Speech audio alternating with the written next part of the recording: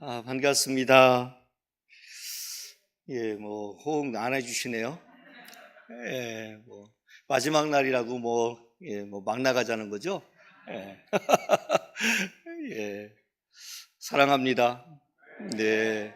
아, 사실은, 첫 시간부터 내내, 참 두렵고 떨리는 마음으로 이 자리에 서서 말씀을 전했는데요. 순종하는 마음으로 와서 말씀을 전했습니다. 제가 유명한 목사도 아니고 성공한 목사도 아니기 때문에 어디 나가서 이렇게 당당히 강단에 서서 말씀을 전할 수 있는 그런 대단한 목사가 아니에요. 소소하게 한 교회를 책임 맡아서 목회에 전념하고 있는 것이 지금 저의 모습인데요.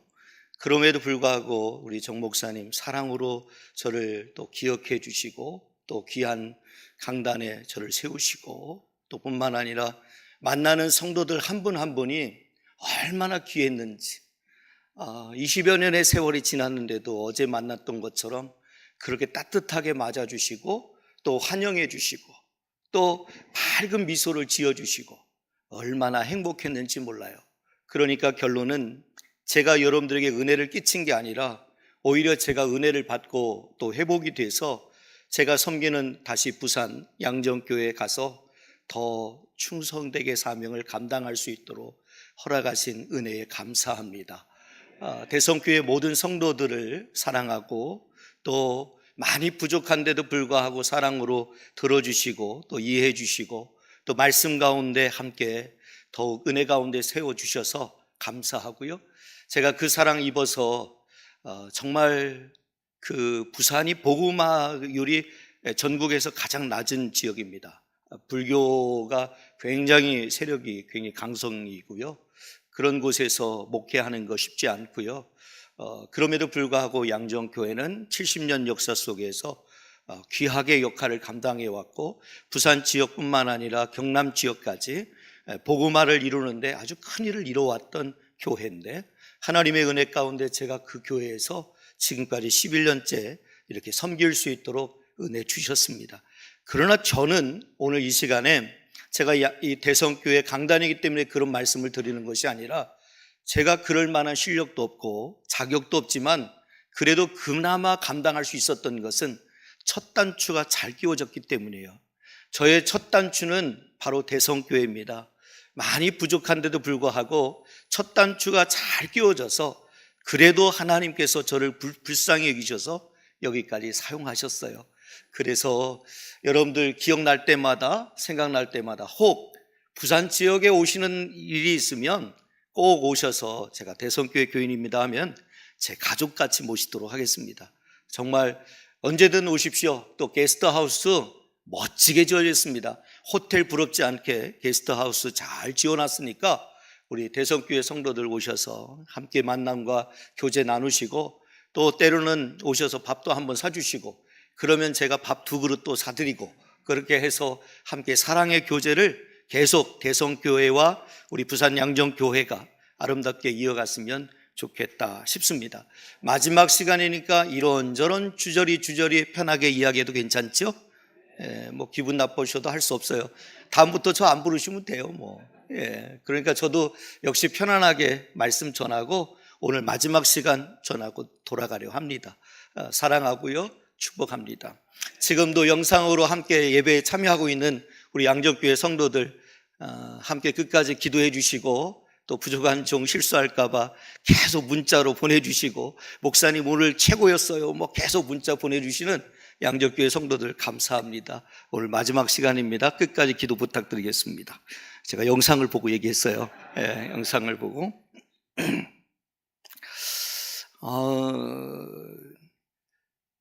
제가 선물을 한번 드려야 될 것 같아요. 제가 받았으니까 여러분들한테 선물 한번 드리도록 하겠습니다. 만나서 반갑습니다를 히브리어로 나임 메오드라고 해요. 나임 메오드. 만나서 반갑습니다. 나임 메오드. 한번 해보실래요? 나임 메오드. 여러분 이스라엘에 가면 제일 많이 인사하는 거 샬롬이죠. 샬롬, 평안을 전합니다. 평안하십시오. 샬롬입니다. 샬롬 참 누구나 다 좋아합니다. 특히 이 입국 심사할 때 정말 세계에서 제일 까다로운 곳이 이스라엘입니다. 아마 여러분 세계를 많이 다녀보신 분들은 아시겠지만 세계에서 제일 까다로운 곳이 이스라엘인데, 이스라엘 입국 심사할 때요, 샬롬 해보세요. 환하게 웃으면서 샬롬 해보세요. 그 사람들이 막 환하게 웃어줘요. 그런데요, 샬롬은 누구나 다 알고 있는데, 좀 다른 단어를 한번 알려드릴까요? 욤토브라는 단어예요. 길거리 다니면서 욤토브 이러고 다니는 거예요. 무슨 인사냐면 오늘 좋은 날 되세요 이거예요. 오늘 행복한 날 되세요. 욤토브. 그러니까 여러분들 이스라엘 가면 아마 그런 인사를 받을 거예요. 사람들이 막 한짝 웃으면서 욤토브 그래요. 그 얘기는 뭐냐면 오늘 좋은 날 되세요. 이게 좋은 날 되세요. 한 가지 더 할까요? 우리가 오늘 서로 감사하잖아요. 감사하죠? 감사 안 하나요? 오늘 왜 대답 안 하기로 작정하셨어요?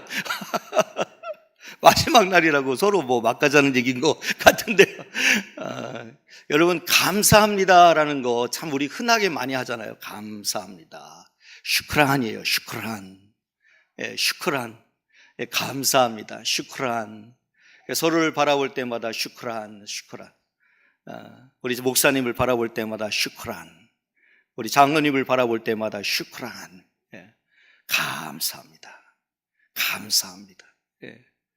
우리 대성교회 안에 이 슈크란의 은혜가 가득하길 축복합니다. 성도들이 만날 때마다 서로 감사한 거예요. 주어도 감사하고 빼앗아도 감사하고 빼앗아 먹어도 감사하고 다 감사한 은혜가 있기를 주님의 이름으로 축복합니다. 이제 마지막 시간입니다. 7가지 주제를 가지고 하나님이 우리에게 질문해 오시는 내용을 우리는 어떻게 대답할 것인가, 우리가 어떻게 나의 영적 상태를 점검하고 내 믿음의 상태를 점검하고 어떻게 대답할 것인가 하는 것을 지금까지 말씀을 통해서 나누었습니다. 오늘은 마지막 시간으로 내가 나를 사랑하느냐, 내가 나를 사랑하느냐. 사랑에 대한 질문이에요. 사랑에 대한 질문. 이 베드로 수익권 교회에 가면 이 갈릴리 호수 바로 옆에 있어요.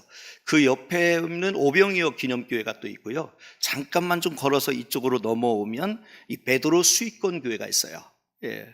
그래서 주님께서 바위에 앉아서 고기를 굽고 이 업으로 이 고기를 잡던 이 제자들을 기다리시며 그들 기다리셨다가 이렇게 먹이시던 그 장면이 있는 그곳이 이제 베드로 수익권 교회가 있는데요. 꼭 기회가 되면 가보셨으면 좋겠어요. 그 베드로 수익권 교회에 가면 너무 은혜로워요. 그냥 그 벤치에 앉아서 그냥 많이 묵상하고 이 성경 말씀을 펼쳐 들고 읽으셔도 너무 은혜로워요. 거기 그 자리에서 주님께서 이 질문을 하셨던 거예요. 그리스도인은 누가 뭐라고 해도 주를 사랑하는 자가 되어야죠. 그렇죠? 맞죠? 주를 사랑하는 자예요. 주를 사랑하는 자가 그리스도인이에요. 때론요, 거짓과 위선이 섞여 있기도 하고 때로는 주의 일보다도 자기의 일이 더 우선이 되기도 하지만 그럼에도 변함없는 한 가지 사실은 그리스도인은 주를 사랑하는 자들이에요. 때로는 우리가 실수하기도 하고요, 남과 싸우기도 하고요, 정말 갈등이 있기도 하고요, 미워하기도 하고요, 내 안에 득실득실되는 죄의 요소들이 가득하기도 하지만 변함없는 사실은 뭐냐면 주를 사랑한다는 거예요. 왜요? 내가 그리스도인이니까. 가끔 혼자 조용히 있다 보면요, 성령의 음성이 들려올 때가 있어요. 성령의 음성이 제게 들려와요. 네가 나를 사랑하느냐?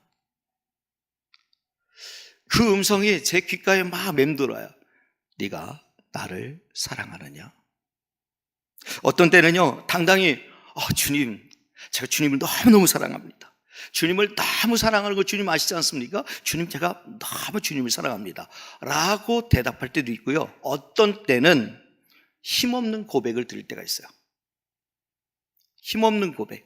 당당하게 주님, 제가 주님을 너무 사랑합니다. 정말 주님을 사랑합니다. 이렇게 대답할 때도 있지만 어떤 때는 조금 대답하기가 좀 죄송스럽고 부끄럽고 또 주님 앞에 조금 낯을 들기가 좀 어렵고 이럴 때가 있단 말이에요. 왜냐하면 나의 연약함으로 인해서 내가 지은 죄 때문에 주님을 실망시켰다는 생각이 있기 때문에 어쩌면 주님이 내 귓가에 네가 나를 사랑하느냐 하실 때 어쩌면 당당하게 큰 소리로 주님, 제가 주님을 사랑합니다라고 대답하지 못할 때가 있어요. 그럼에도 불구하고 용기를 내서 주님, 제가 주님을 사랑합니다 라고 고백하기 시작해 보세요. 놀라운 일이 벌어져요. 놀라운 마음의 평안이 넘쳐요.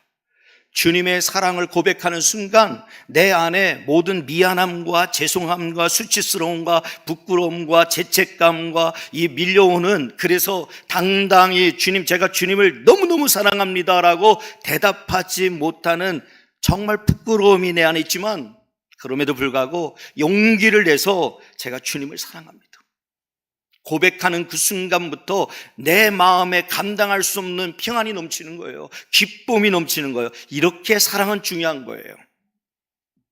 그래서 억지로라도 그렇게 고백하고 나면 뭔가 가슴에 맺힌 것이 풀려요. 내 안에 막 뭔가가 딱 막힌 것들이 뻥 뚫리는 역사들이 일어난단 말이죠. 이런 것을 보면요, 신앙생활에서 가장 중요한 것은 뭘까? 저는 다른 게 아니라 주님을 사랑하는 것이라고 생각해요. 예수님을 사랑하는 것, 그것이 신앙생활에 있어서 가장 중요해요. 만약에 예수님 사랑하는 거에 문제가 생기면 저는 신앙생활도 병든다고 생각해요. 결국 예수님을 사랑하는 것만 해결되면 다른 것 다 해결된다고 생각해요. 그 사랑 때문에 신앙을 갖게 되고 그 사랑 때문에 봉사하게 되고 그 사랑 때문에 희생도 감사하게 돼요. 그렇죠? 주님 사랑하는 것 때문에 우리는 감사하게 되잖아요. 예수님을 사랑하면요, 수고가 기쁨이 돼요. 내가 아무리 수고해도 그게 오히려 기쁨이 되더라는 거예요. 내가 주를 위해 충성을 한 것이 아깝지 않더라는 거예요. 내가 주를 위해 열정을 드린 것이 아깝지 않더라는 거예요. 왜요? 주님을 사랑하니까. 주님을 사랑하니까 계산하지 않아요. 굳이 계산할 필요가 없어요. 내가 주님 앞에 더 많이 드릴수록 감사함이 넘쳐요. 기쁨이 넘쳐요. 여러분, 내가 주님만 사랑하면요, 때로는 고통도 즐거움이 돼요. 내가 주님 때문에 당하는 억울함, 주님 때문에 당하는 고난, 주님 때문에 당하는 고통도 때로는 주님 때문에 당하는 고난이 있기에 즐거움을 누릴 수 있어요. 여러분, 놀라워요. 내가 주님을 사랑하면요, 불행도 행복이 될 때가 있어요. 불행도 행복이에요. 어떻게 생각하면 세상 사람들은 도무지 이해를 못하는 거예요. 야, 너 어떻게 그렇게 하고 사느냐? 야, 그거 너 마음 아파서 어떡하냐? 너 그렇게 해서 너 절망이 되고 마음이 낙심이 돼서 어떻게 사냐? 해도 오히려 우리는 그때 주님의 위로하심을 강하게 경험해요. 하나님이 나와 동행하시고 내 안에 찾아오셔서 내 어깨를 다독이시고 힘을 주시는 하나님을 경험하기 때문에 어떤 때는 불행도 행복이 되더라는 거예요. 개그우먼 박미선 씨가 했던 말 중에 크게 울림이 되었던 말이 있어서 제가 잠시 옮겨오도록 하겠습니다. 무슨 말이냐면, 죄송한데 히터가 지금 켜 있나요? 예, 히터를 좀 꺼주시면 감사하겠습니다. 제가 열이 많아요. 열정만 많은 게 아니라 열이 많아가지고 저 뒤에는 항상 선풍기가 있어요. 지금도 겨울철에도 선풍기 막 돌아가요. 근데 여기는 선풍기가 없네요. 예, 있으면 제가 틀려고 했는데, 예. 박미선 씨가 이런 이야기를 했어요. 20대에 열심히 살았으니 30대에 꽃을 피우고 40대에 열매를 맺고 50대에 큰 나무가 되어 60대에 나뭇잎을 떨구어 누군가의 걸음이 되는 삶을 살고 싶다. 와, 충청도 분이니까 좀 늦게 오실 테니까 한 번만 더 제가 읽어드리겠습니다. 한 번만 더 읽어드릴게요. 20대에 열심히 살았으니 30대에 꽃을 피우고 40대에 열매를 맺고 50대에 큰 나무가 되어 60대에 나뭇잎을 떨고 누군가의 걸음이 되는 삶을 살고 싶다. 와, 이거예요. 역시 반응이 오네요. 너무 멋지지 않아요? 너무 멋졌어요. 저는 개인적으로 60대가 가장 아름다웠어요. 나뭇잎을 떨고 누군가의 걸음이 되는 삶을 살고 싶다. 와, 우리 신앙인들이 가져야 될 마인드가 아닌가 싶어요. 저도 어릴 적을 한번 생각해 봤어요. 한번 이 나이대별로 한번 생각을 해 봤어요. 그런데요, 참 놀랍게도 전부 하나님과 교회와 관련이 있어요. 참 신기하더라고요. 10대 때는요, 교회 와서 친구들과 어울리고 그냥 교회에 와 있는 것이 좋았어요. 그냥 숙제를 해도 교회에서 배 딱 깔고 엎드려서 숙제하던 기억이 늘 제 안에 있어요. 그러니까 10대 때는 늘 교회에서, 친구들을 만나도 교회에서, 같이 놀아도 교회에서, 늘 교회에서 놀았어요. 20대 때는요, 하나님의 사랑을 받기 위해 노력했어요. 하나님이 저를 사랑한다는 것을 깨닫는 시기였어요. 20대 때 정말 깊은 은혜들이 있었어요. 그리고 30대 때는요, 제가 목사가 되었어요. 그래서 목사가 되어서 교회와 성도들을 하나님의 사랑으로 사랑하는 데 열정을 뿜었어요. 정말 그 하나님의 사랑으로 교회를 사랑하고 하나님의 사랑으로 성도들을 사랑하는 일에 막 힘을 쏟았어요. 40대 때는요, 저 자신이 하나님의 사랑 그 자체가 되기를 힘썼어요. 제가 하나님의 사랑 그 자체, 좀 더 성숙해지더라고요.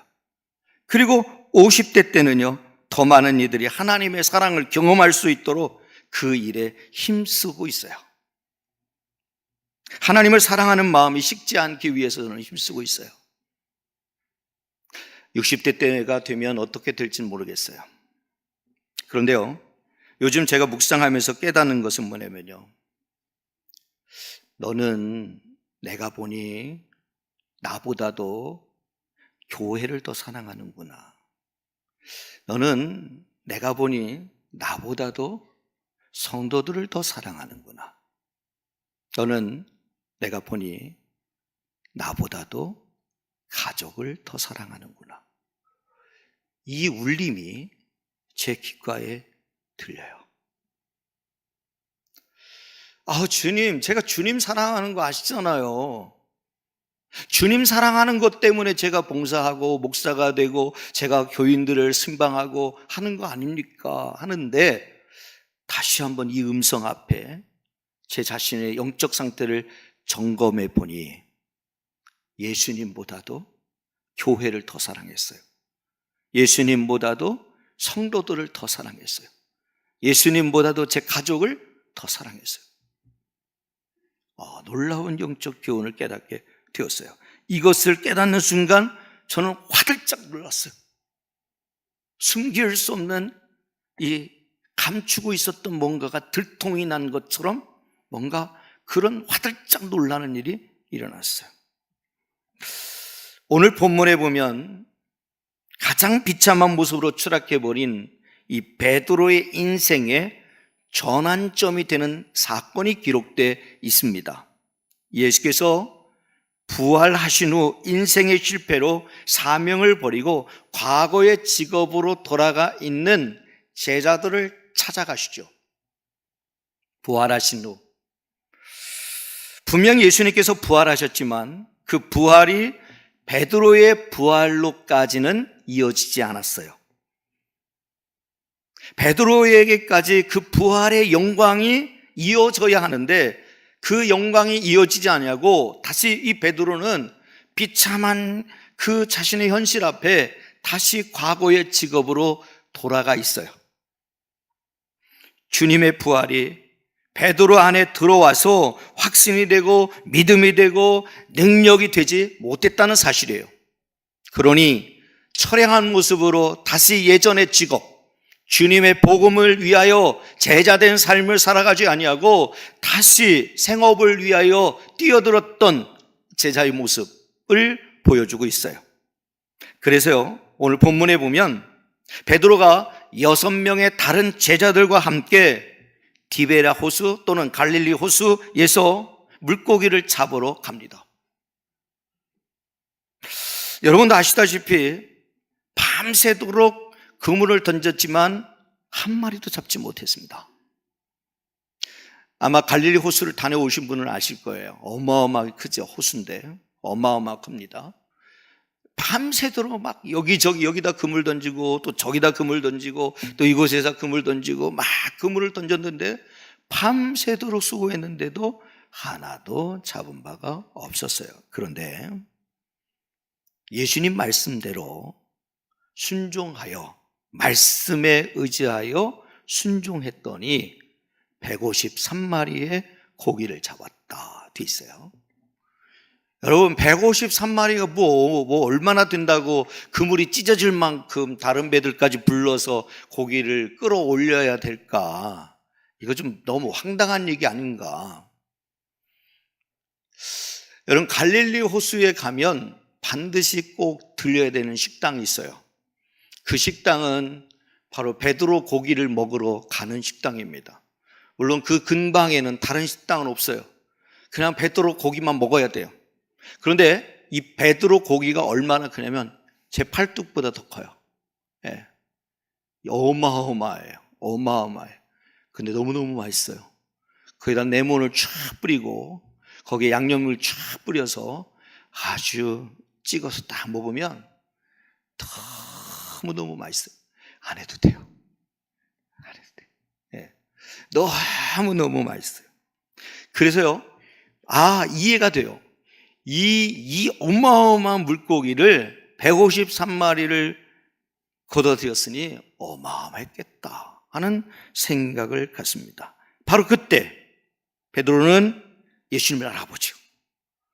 예수님을 알아보고 벌거벗고 있다가 겉옷만 두른 채 물속으로 뛰어들어가서 수영을 쳐서 예수님 앞에 섭니다. 하지만 선뜻 예수님 앞에 다가가지 못해요.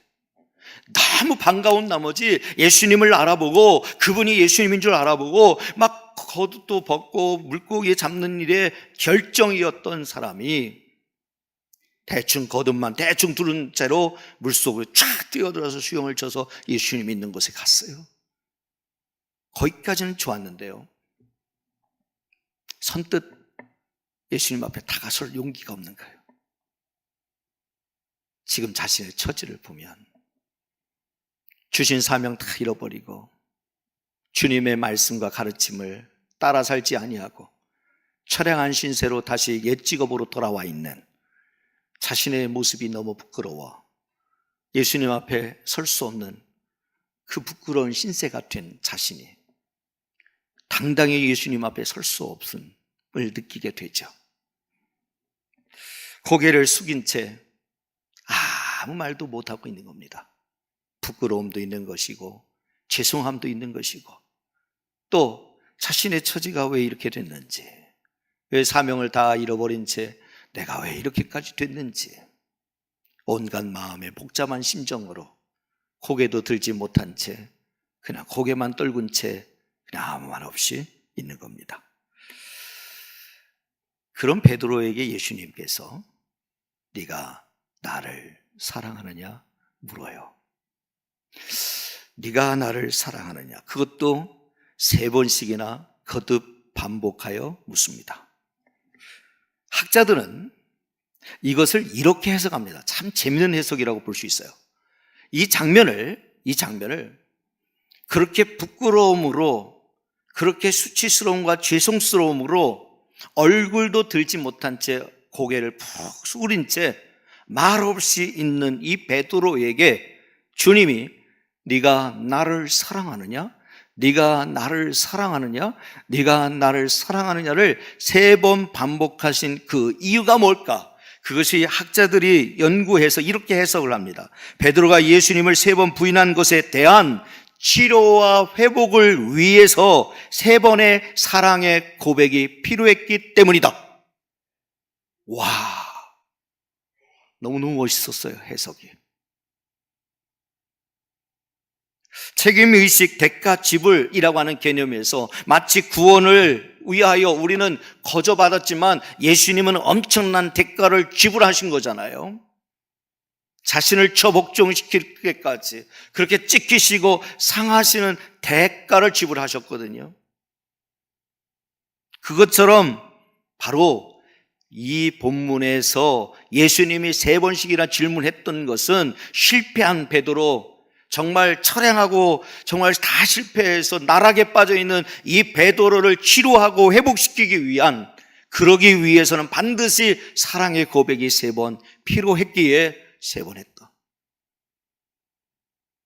그런 측면에서 생각해 보면 우리의 신앙의 상태, 영적 상태, 믿음의 상태를 점검해 봤을 때 혹 나도 지금 베드로와 같은 모습이 아닌가, 고개를 떨군 채 아무 말도 할 수 없는 죄송함과 내가 왜 이렇게까지 됐는지, 내 신앙의 상태가 왜 이렇게 나락으로 떨어졌는지, 예전에는 안 그랬는데, 예전에는 기도 생활도 열심히 했고 말씀 묵상도 열심히 했고 전도도 열심히 했고 정말 교회에 충성을 다했고 목사님도 잘 섬겨드렸고 정말 교회 일이라면 제일 우선의 자리에서 열심히 다 했는데 왜 이런지, 내 인생이 왜 이런지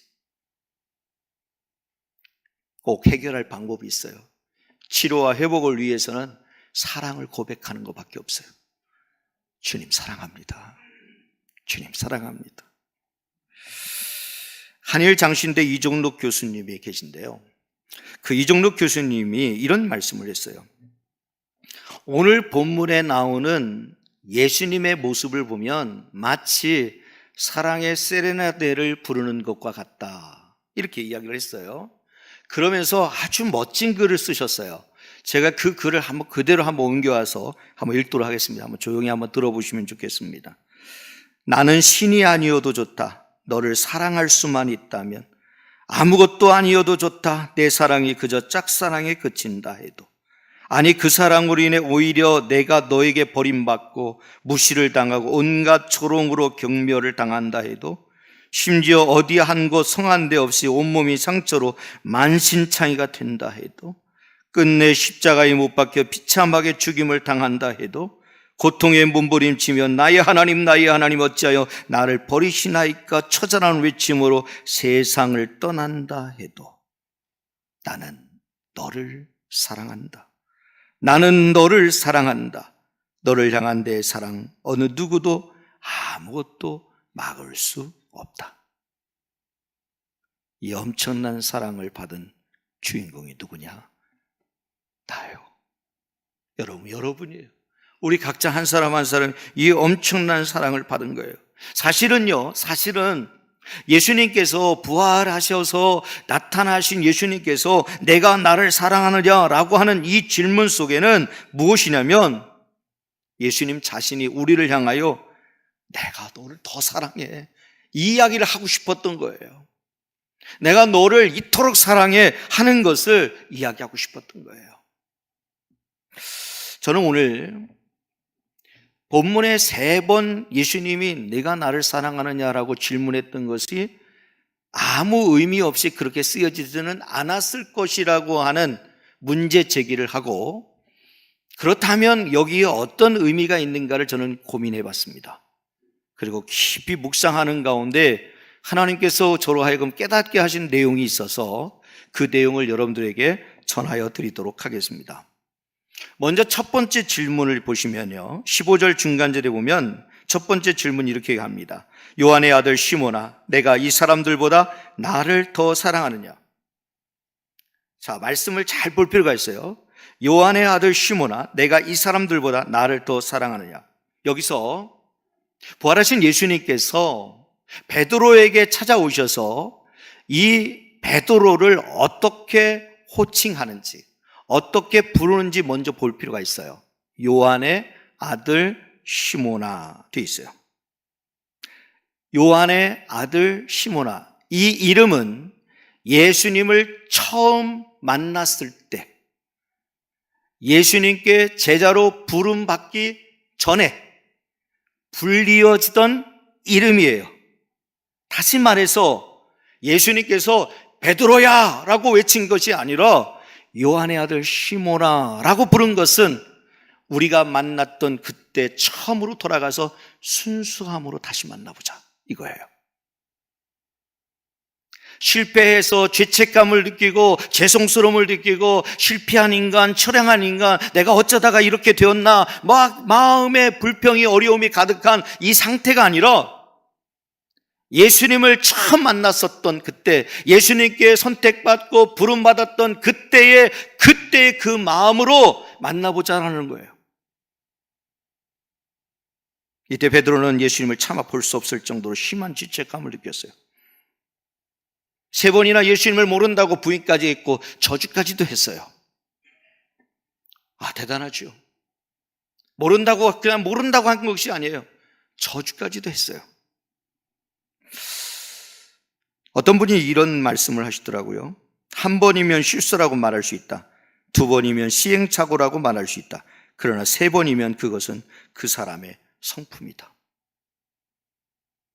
3번씩이나 부인하고, 부인도 모자라서 막 저주하고,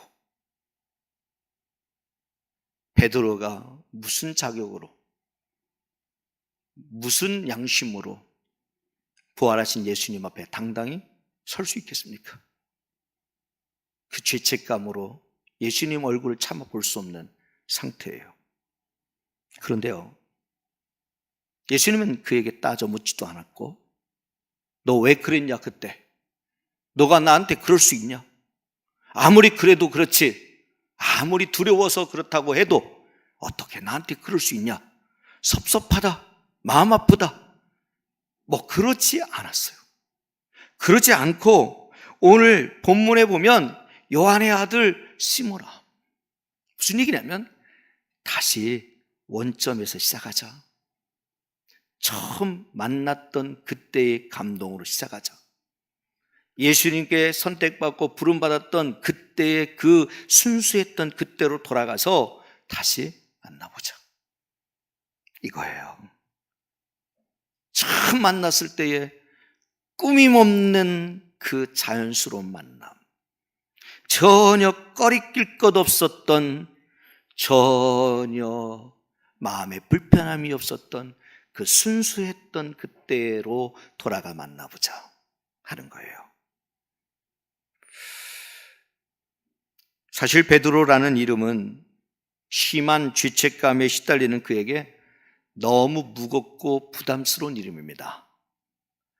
그는 반석으로 살지 못했습니다. 그는 교회를 이루지 못했습니다. 참 부끄럽습니다. 이름값도 제대로 못한 사람입니다. 부끄러운 사람이에요. 부담되는 이름 베드로가 아니라, 부담되는 이름 직분이 아니라, 목사, 장로, 권사가 아니라 그냥 초신자로 돌아가서 우리 다시 시작해보자, 이거예요. 시골에 가면 저희 어머니가 늘 하시는 말씀이 있어요. 늘 겸손해야 된다. 늘 겸손해야 된다. 주의 종들 잘 사랑으로 섬겨드려라. 장로님들 잘 섬겨드려라. 계속 그 얘기를 하세요. 그러면 제가 그래요. 어머니, 우리 김 권사님이거든요. 저희 어머니가. 김 권사님, 저 목사예요. 처음에는 제가 들어요. 예. 듣는데 자꾸 그 얘기를 하세요. 마치 저희 어머니는 제가 초신자 같은가 봐요. 불안한가 봐요. 가서 교회 가거든 항상 겸손해야 된다. 교인들 정말 잘 섬겨드려야 된다. 맨날 그 얘기, 맨날 반복돼서 그 얘기만 하시는 거예요. 그러니까 때로는 그 얘기가 좀 반복되니까 조금 싫어서, 김 권사님 그만하세요. 저 목사예요, 목사. 그만하세요. 이래요. 좀 들어드리면 좋았을 텐데. 아마도 저희 어머니도 그런 마음인 것 같아요. 처음 초신자의 마음으로, 처음 예수님을 만난 그 순수했던 마음으로 하나님을 섬기길 원하시는 것 같아요. 여러분, 어느 세월에 나도 모르게 내가 장로가 되고, 어느 세월에 나도 모르게 권사가 되고, 어느 세월에 나도 모르게 한 수집사가 되고, 그런데 중요한 것은 점점 사랑이 식어지고 있어요. 예수님에 대한 그 사랑이 식어져서 직분이 무겁기만 느껴져요. 직분이 무겁게만 느껴져요. 왜 나한테만 이렇게 많이 일이 주어지고, 왜 누구누구는 저렇게 일은 가볍고 또 누구누구는 저렇게 드러나는 자리 가는데 왜 나는 아무도 보지 않는 이런 일을 맡겼냐고 막 불평이 되고 원망이 되고, 처음 사랑을 잃어버렸기 때문이에요. 누가 알아주든 알아주지 않든 내가 주님 만났을 때는 그냥 예배 자리에 나와 앉아 있어도 은혜가 되었어요. 그냥 예배 자리에 나와서 말씀을 들으면 감격이 돼서 막 눈물을 흘려요. 야, 나 같은 죄인을 구속하시고 이 거룩한 은혜의 자리에 있게 하신 것이 얼마나 영광인지, 내가 주를 위하여 충성하고 봉사할 수 있는 엄청난 특권을 주신 것이 얼마나 위대한 축복인지 막 감동하고 감격했는데, 어느 순간부터 우리가 불평하기 시작하고 어느 순간부터 마음이 막 지치고 상하는 일들이 일어난단 말이에요. 사랑 여러분, 처음 호칭으로, 처음 사랑으로, 처음 만남으로 돌아갑시다. 목에 힘들어가지 말고 어깨에 힘들어하지 말고, 내가 그래도 누구 장로인데, 내가 그래도 누구누구 권사인데, 내가 그래도 목사인데. 저는 그래 본 적이 없어요. 내가 담임 목사인데 그래 본 적이 없어요. 먼저 섬겨요. 청소도 제가 먼저 다 청소해요. 먼저 해요.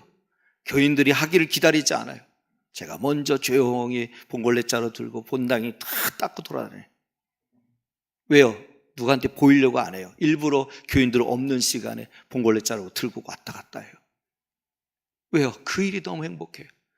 내가 주님의 성전, 그 성전을 닦아낼 수 있다는 것이 너무 행복해요.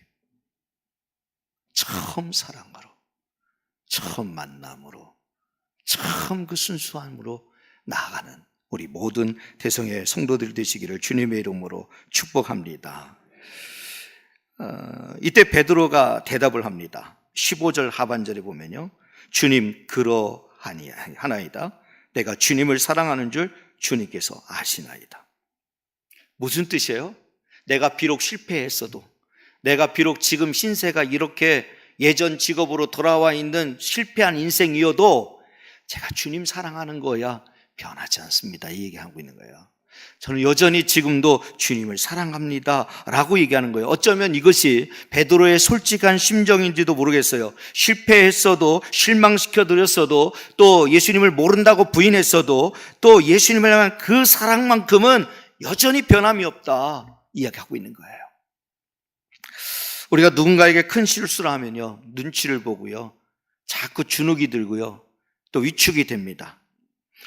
확실한 것은요, 우리 예수님은 우리가 아무리 주님을 실망시켜드렸다고 해도요, 우리를 탓하지 않으세요. 내가 아무리 주님의 마음을 아프게 해드렸다고 해도요, 우리에게 찾아오셔서 너 왜 그랬냐라고 따져 묻지 않으세요. 그냥 여전히 사랑하세요. 여전히 사랑하세요. 오늘 이 밤이 그 사랑을 깊이 느끼는 밤이 되시기를 주님의 이름으로 축복합니다. 아멘. 이제 두 번째 질문 한번 보고 싶어요. 두 번째 질문합니다. 16절 중간절에 보면요, 함께 한번 읽어볼까요? 함께 읽죠. 요한의 아들 시몬아, 내가 나를 사랑하느냐. 첫 번째 질문과 두 번째 질문에 차이가 있어요. 뭐가 차이가 있는지 아세요? 비교의 대상이 없어요. 비교의 대상이 없어요. 그렇죠? 첫 번째 질문 때는 비교의 대상이 있어요. 이 사람들보다 네가 나를 사랑하느냐 이거였어요. 그런데 두 번째 질문에서는 그런 질문하지 않고 바로 네가 나를 사랑하느냐 얘기하고 있어요. 뭐냐면 말 그대로 이 사람들보다 비교해서 이게 아니라 주님 자체를 사랑하는지를 묻고 있는 거예요. 정말 주님 자체를 사랑하는지 묻는 거예요. 뭐냐면 저는 주님만 있으면 됩니다 이거예요. 주님만 있으면 됩니다. 이 대답을 예수님은 원하시는 거예요. 그런데 솔직히 우리는요, 주님 자체를 사랑하기보다는 주께로부터 오는 은혜, 주께로부터 오는 혜택, 주께로부터 오는 능력 때문에 사랑할 때가 있어요. 그리고 만약에 그것이 없으면 우리 이렇게 생각하죠. 주님은 나를 사랑하지 않는가 보다. 우리는 그렇게 쉽게 생각해요. 내가 주님을 사랑한다고 고백하는 것은 정말 주님 자체를 사랑하기보다는 주께로부터 내게 주어지는 은혜와 혜택과 능력을 기대하기 때문에 주님을 사랑한다고 얘기해요. 그런데 그것이 진정한 사랑이 아닌 이유가 뭐냐면, 만약에 그런 것들이 채워지지 않았을 때는 우리는 쉽게 얘기해요. 주님 나를 사랑하지 않는다고, 주님 나를 모른다고, 주님은 나를 전혀 모른다고, 사랑하지 않는다고 이야기해요. 사랑 여러분, 우리는 혹시 어떻습니까? 우리는 어떻습니까? 제가 이 서두에 이야기할 때 호주 기도원, 이 머루 기도원 이야기를 했습니다. 이 머루 기도원이 데이비드 목사님과 이런저런 이야기를 나누다가 목사님이 저한테 서 목사님 하면서 아주 중요한 이야기를 했어요. 서 목사님 한국에 돌아가시거든 이거 하나 꼭 기억하세요 얘기해요. 하나님과 모든 것이 아닌 오직 하나님만 붙들고 목회하세요. 와, 저는 그게 충격이었어요.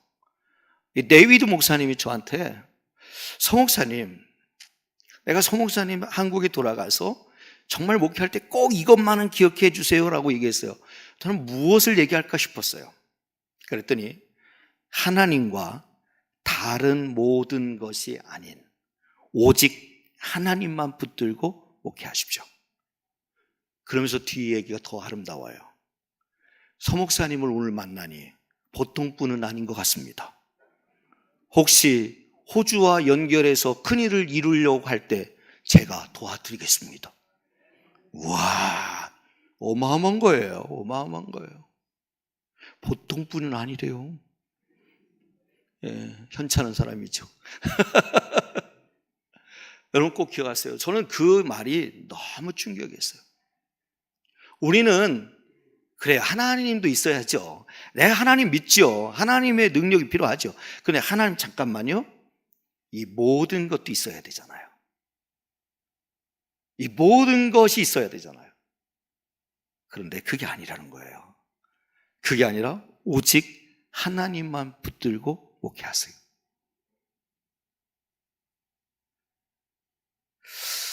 두 번째 질문, 내가 나를 사랑하느냐는 것은 결국은 주님 자체를 사랑하는지 묻고 있는 거예요. 오직 주님만 사랑하는지 묻고 있는 거예요. 너는 다른 사람들보다 나를 더 사랑하느냐? 내 가족과 친구들보다 나를 더 사랑하느냐? 돈과 명예와 건강보다 나를 더 사랑하느냐? 내 자신보다 나를 더 사랑하느냐? 이게 아니라 오직 주님만으로 사랑을 고백할 수 있느냐? 이거를 질문하고 있는 거예요. 이제 세 번째 질문 한번 볼게요. 세 번째 질문 17절 전반절인데 우리 다시 한번 같이 한번 읽죠. 시작. 요한의 아들 시몬아, 내가 나를 사랑하느냐? 이 질문의 특징은, 특별한 의미가 뭘까 하는 거예요. 이 내용을 보면 한글 성경으로 보면 뉘앙스를 발견하기가 어려워요. 특징을 발견하기 어려워요. 그 얘기가 그 얘기예요. 똑같은 얘기예요.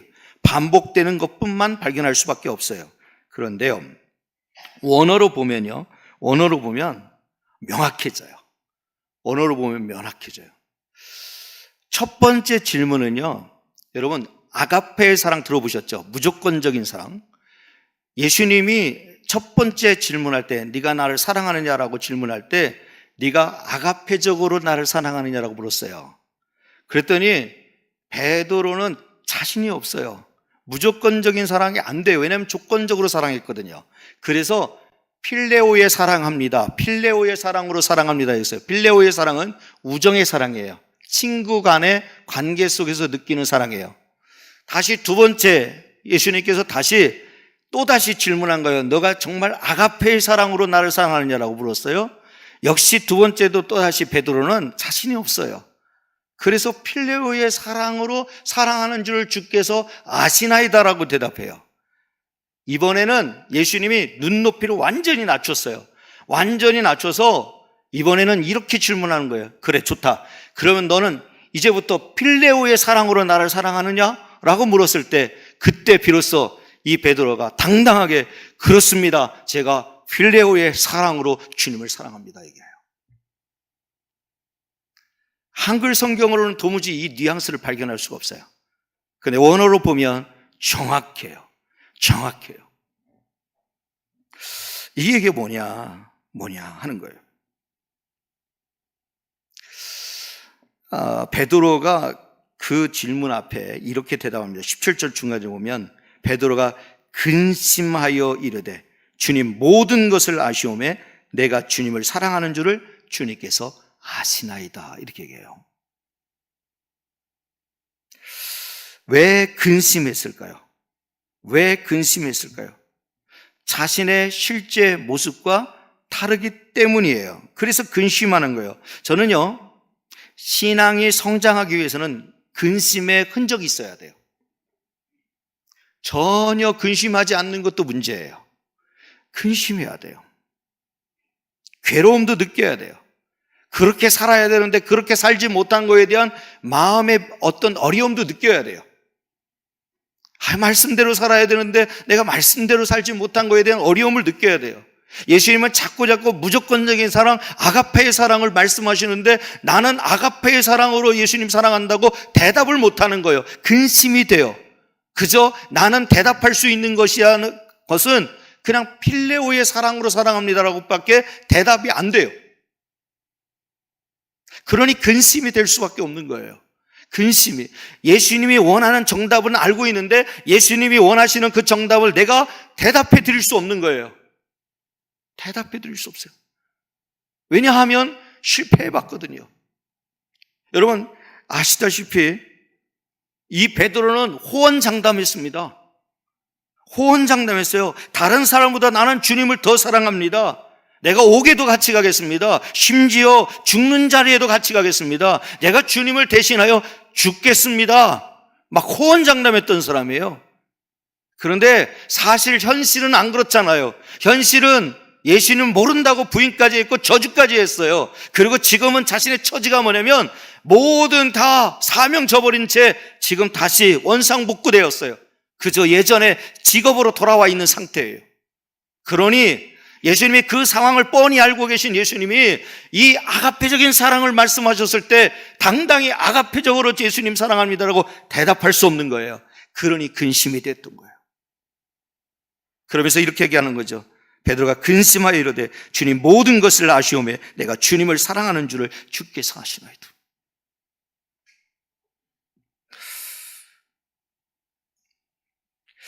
선뜻 대답 못하고 그저 주께서 아십니다 이거예요.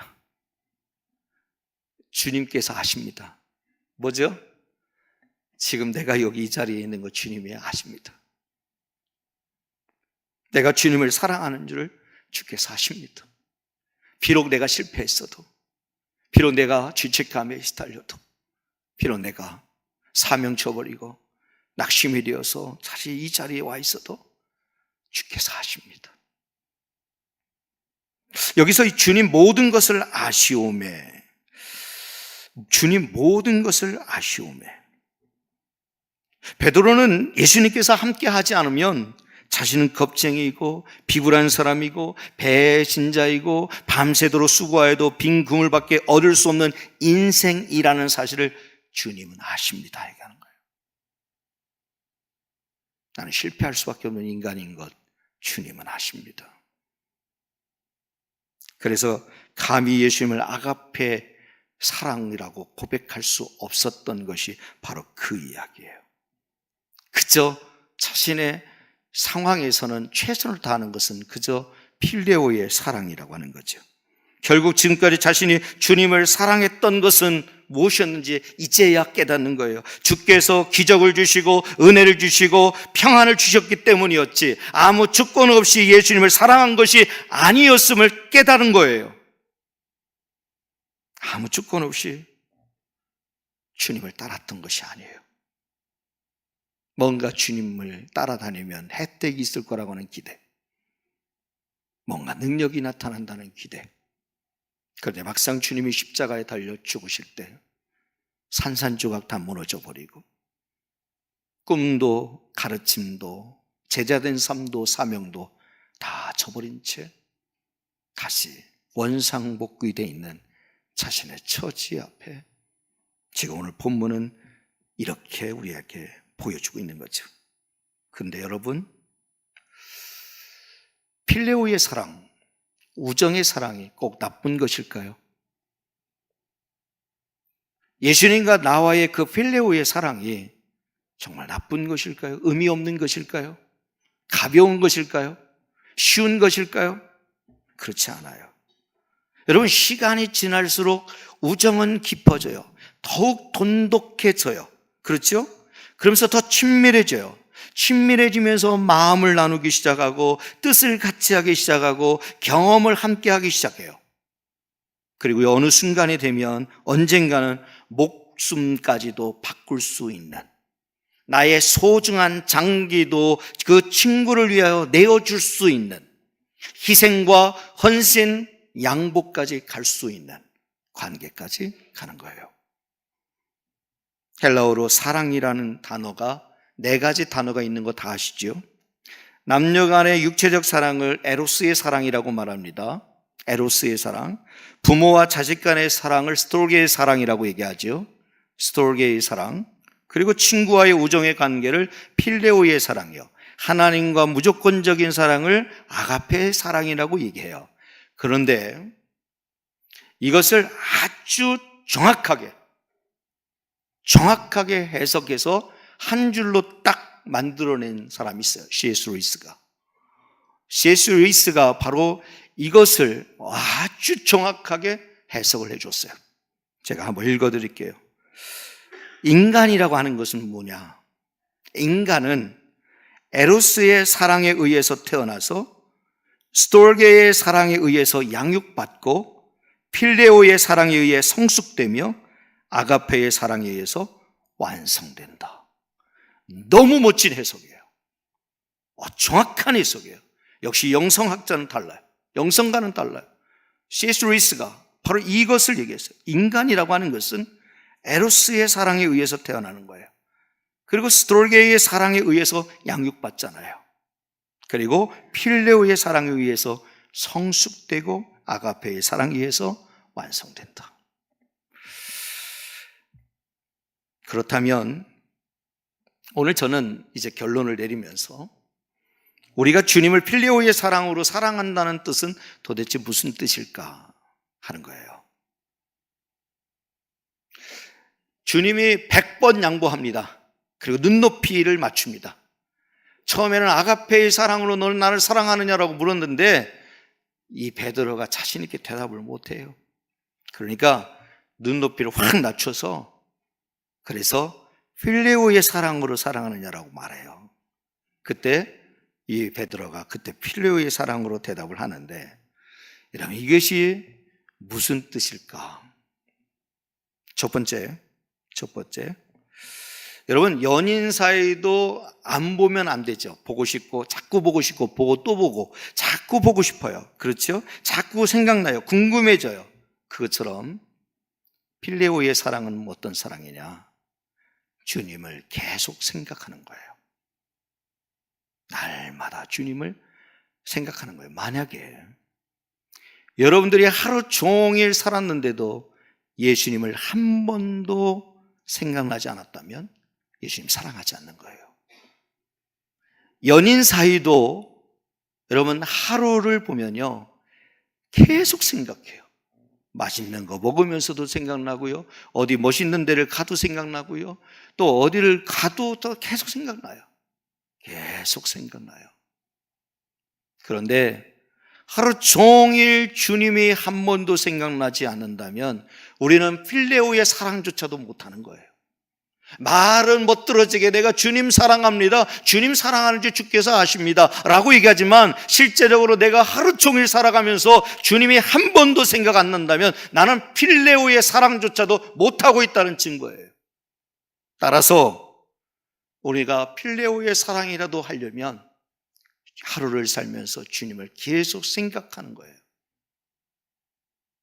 그러기 위해서는요, 무엇을 하든지 주님께 묻는 거예요. 주님이라면 어떻게 했을까? 주님이라면 이 상황에서 어떻게 했을까?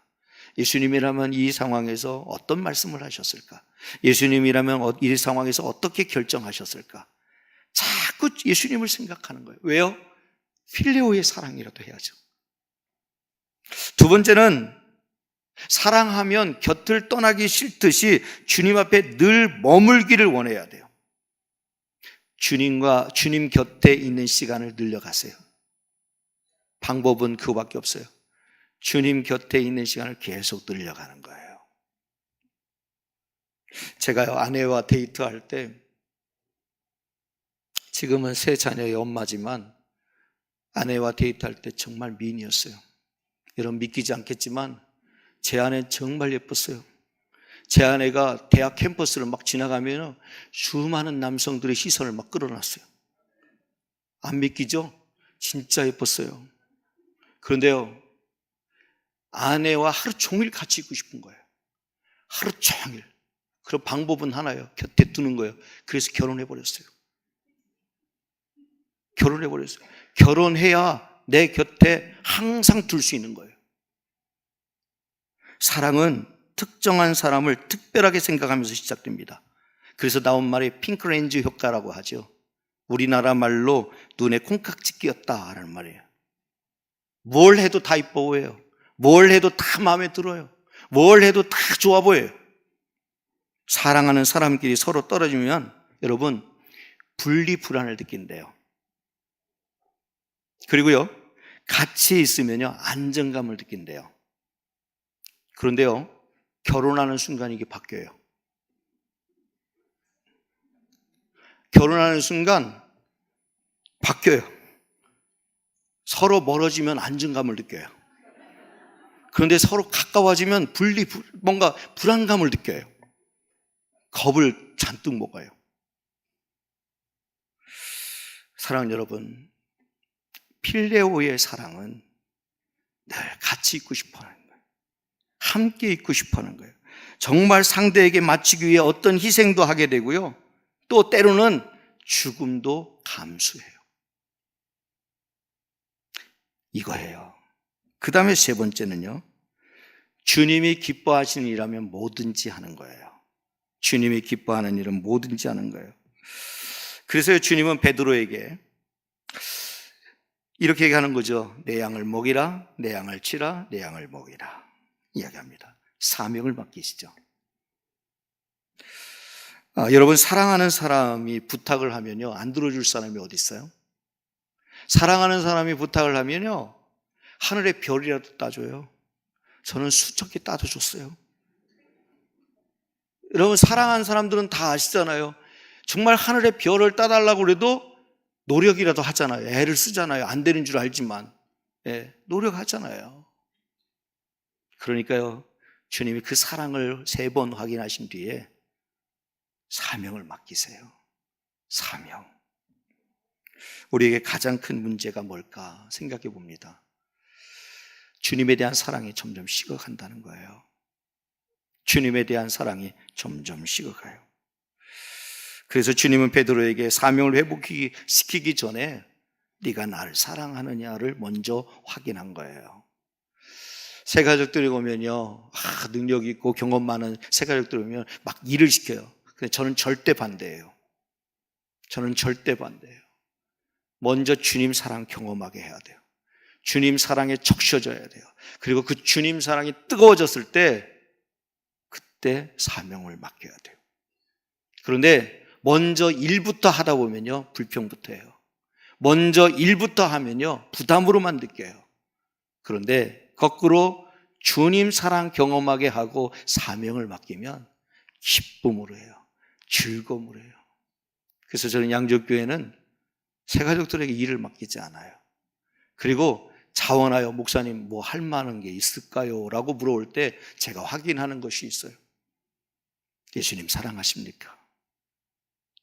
예수님 사랑하세요? 그럼 예수님 사랑하죠? 그럼 됐어요. 그때 일을 맡기는 거예요. 사랑하는 여러분, 주님, 저도 주님을 사랑합니다. 이 고백 한번 해봅시다. 정말 날마다 이 고백을 끊이지 않게, 사라지지 않게 날마다 이 고백을 할 수 있기를 바랍니다. 여러분, 이 한마디 속에 타들어가는 가뭄의 소낙비가 쏟아져서 생명을 꿈틀거리게 하듯이 주님의 마음을 막 꿈틀거리게 합니다. 결국 주님이 하고 싶었던 말씀은 너가 나를 진정으로 사랑한다면 다시 사명 감당해라, 이거예요.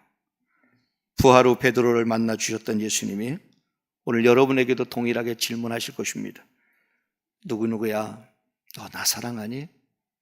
너 나 사랑하니? 너 나 사랑해? 솔직하게 고백해 봅시다. 주님 아시잖아요. 지금 제가 주님을 사랑합니다. 사랑 여러분, 결국 방법은 하나예요. 부흥회를 했지만 주님 사랑하는지부터 먼저 점검하세요. 뭐 일을 하고 뭐 큰 일을 하고 대단한 일을 하고 이거 먼저 생각하기보다 정말 주님 자체를 사랑하는지, 주님 자체만을 사랑하는지 그 사랑이 확인되면 우린 주의 일을 감당할 수 있는 거예요. 대성교회 모든 성도들이 주의 큰 일을 감당할 수 있는 거룩한 성도들 다 되실 수 있기를 주님의 이름으로 축복합니다.